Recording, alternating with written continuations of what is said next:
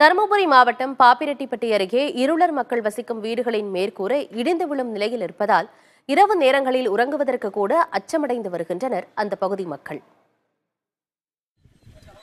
பாப்பிரெட்டிப்பட்டியை அடுத்த இருளப்பட்டி ஊராட்சியில் உள்ள இந்திரா நகர், பீரங்கி நகர் என 2 பகுதிகளில் வசித்து வரும் இருளர் இன மக்களுக்கு 30 ஆண்டுகளுக்கு முன்பு அரசு இந்திரா நினைவு குடியிருப்பு சார்பில் வீடுகள் கட்டித்தரப்பட்டன.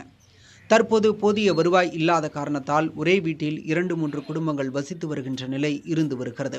மேலும் 30 ஆண்டுகளுக்கு முன்பு கட்டப்பட்ட குடியிருப்புகள் என்பதால் மேற்கூரை முழுவதுமாக பெயர்ந்து விழும் நிலையில் உள்ளன. போதிய வருவாய் இல்லாத காரணத்தால் வீடுகளை புதுப்பித்துக் கொள்ள முடியாத மக்கள் அரசு அதிகாரிகள், அமைச்சர்கள், முதலமைச்சரின் தனிப்பிரிவு உள்ளிட்ட பல்வேறு இடங்களுக்கு கடந்த 20 ஆண்டுகளாக கோரிக்கை மனு அளித்து வருகின்றனர். இடிஞ்சு ஒரு மாதிரி இருக்கு, எல்லாம் டேமேஜ், ரொம்ப டேமேஜா இருக்குது. அதனால எங்களுக்கு தொகுப்பு வீடு இப்போ கொஞ்சம் போட்டு கொடுங்க. காங்கிரீட் எல்லாம் பேர்ந்து உழுகுது, தண்ணி வலிஞ்சு வீட்டுள்ளே வருது. ஃபர்ஸ்ட்லாம் வெளியே போகும், இப்போ வீட்டு உள்ளே வருது, செவுத்துல இறங்கி தரைக்கே வருது. குழந்தைய வச்சுக்கிட்டு இருக்க முடியல. ரோடே ரொம்ப சிரமமாக இருக்குது. மழை யாருமே நடக்க முடியல, அந்த அளவுக்கு இருக்குது. இந்தாட்ட குட்டை இருக்குது, அந்த குட்டையிலேருந்து தண்ணி வரதுனால ஊற்று வருது. ரோடெல்லாம் சேரே, பிள்ளைங்கெல்லாம் அதிலே தான் இருக்கிறாங்க. இது யாருமே கண்டுக்க மாட்டேன்றாங்க. இப்போ எத்தனை வருஷம்னா, இப்போ 10-15 வருஷமாக இப்படி தான் இருக்குது.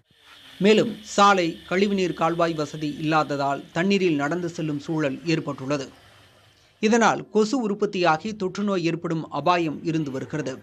இதுகுறித்து தருமபுரி ஆட்சியர் கி. சாந்தியிடம் கேட்டபோது, வட்டார வளர்ச்சி அலுவலரை அனுப்பி வீடுகளை ஆய்வு செய்து தன்மைக்கேற்ப புதுப்பித்தும் புதிதாக கட்டியும் கொடுக்கப்படும் என தெரிவித்தார்.